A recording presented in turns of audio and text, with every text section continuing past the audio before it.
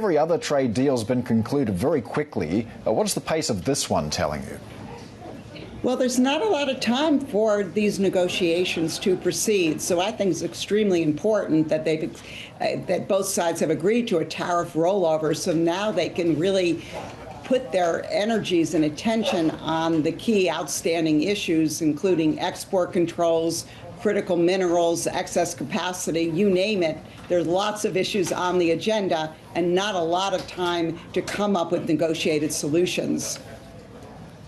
Let's talk about some of those export controls. But, we've been discussing this today on the show. President Trump is looking at allowing Nvidia to sell scaled-back Blackwell chips to China, considering that. But what does that tell you about national security? And is that now on the table as something that can be negotiated?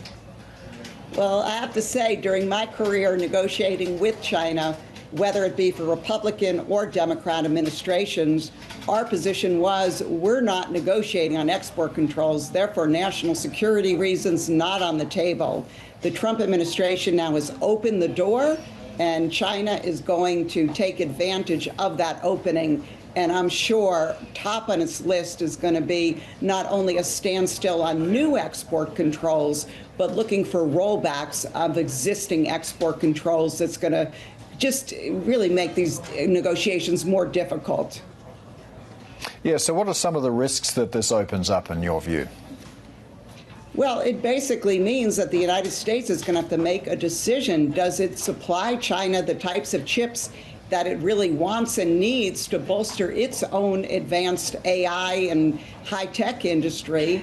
Or does it kind of double down and say, you know what, we're not going to supply these chips and other high-tech goods? So it's going to be difficult, and I think there are probably a lot of internal discussions going on in the administration, because I don't think everyone's probably on the same page as the president on this one.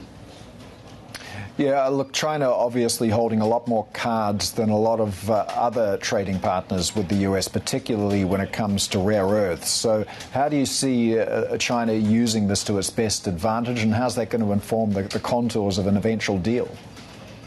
Well, exactly. I mean, China comes to this negotiation in a much stronger position than it did during the Phase 1 trade talks during Trump 1.0.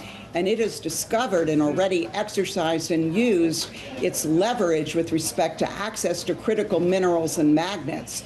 So it's going to use that card to basically try to achieve a more balanced deal with the United States and use it as leverage if it doesn't like what the U.S. is offering to it. Can you foresee a scenario where anything new gets put on the table during the next 90 days? Look, I think there's lots of emerging issues that could be put on the table.